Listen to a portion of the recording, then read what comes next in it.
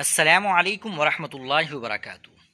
ناظرین کرام، مصر کے دارالافتاء نے 12 ربیع الاول کی مناسبت سے منعقد ہونے والی محفلوں کے حوالے سے فتویٰ صادر فرماتے ہوئے میلاد منانے کو سنت مؤکدہ تک کہہ ڈالا، تاہم اس کے سنت مؤکدہ ہونے پر قرآن و حدیث سے کسی بھی قسم کی دلیل نہیں دی۔ دارالافتاء نے اپنے موقف کی وضاحت کرتے ہوئے کہا ہے کہ میلاد النبی صلی اللہ علیہ وسلم منانا نبی کریم صلی اللہ علیہ وسلم کی سنت مؤکدہ ہے۔ دارالافتاء مصر نے دلائل سے خالی اس فتوے میں کہا کہ محفل میلاد کے دوران بعض افراد کی جانب سے اگر کوئی ایسا عمل کیا جائے جو شریعت میں ممنوع ہو تو اس بنیاد پر میلاد النبی صلی اللہ علیہ وسلم کی مشروعیت پر طعن کرنا شرعاً جائز نہیں۔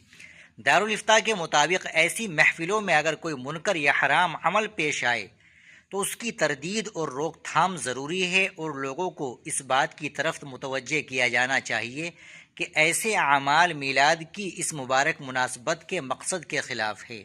تاہم ان منکرات کی موجودگی کو بنیاد بنا کر میلاد النبی صلی اللہ علیہ وسلم کی مناسبت ہی کو ترک کرنے یا اس کے شرعی جواز پر اعتراض کرنے کی گنجائش نہیں۔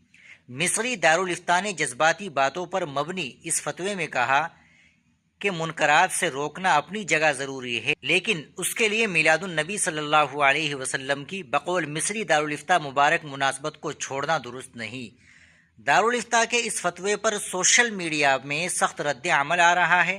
جہاں ایک مخصوص طبقے کے کچھ لوگ دلائل سے خالی اس فتوے کی تائید کرتے نظر آ رہے ہیں، تو وہیں ایک بڑی تعداد اس متنازع فتوے پر سخت تنقید کر رہی ہے۔ محمد احمد نعیمی نے تبصرہ کرتے ہوئے لکھا ہے کہ عید میلاد النبی صلی اللہ علیہ وسلم سے متعلق مصر کے دارالافتاء کا فتویٰ مبنی بر قرآن و سنت ہے۔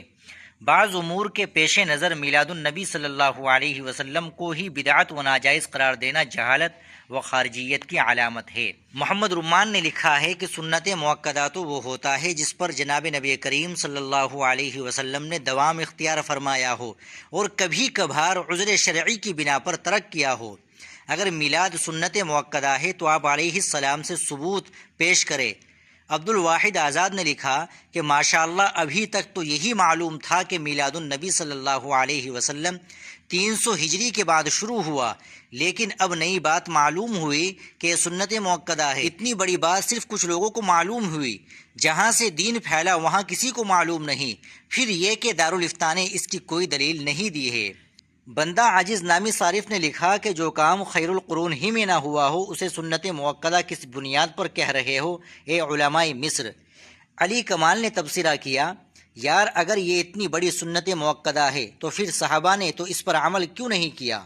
محمد صلاح الدین سیفی نے لکھا کہ مصر کا دارالافتاء کافی عرصے پہلے سے ہی بہت سے قرآن و سنت سے ہٹے ہوئے فتاویٰ جاری کر رہا ہے۔ ناظرین، اس سے متعلق اور اس فتوے سے متعلق آپ کی کیا رائے ہے کمنٹ باکس میں ضرور بتائیے گا۔ ویڈیو کو لائک اور شیئر بھی ضرور کر دیجیے گا۔ آپ ہمارے چینل پر نئے ہو تو چینل کو ضرور سبسکرائب کر لیجیے گا۔ السلام علیکم ورحمۃ اللہ وبرکاتہ۔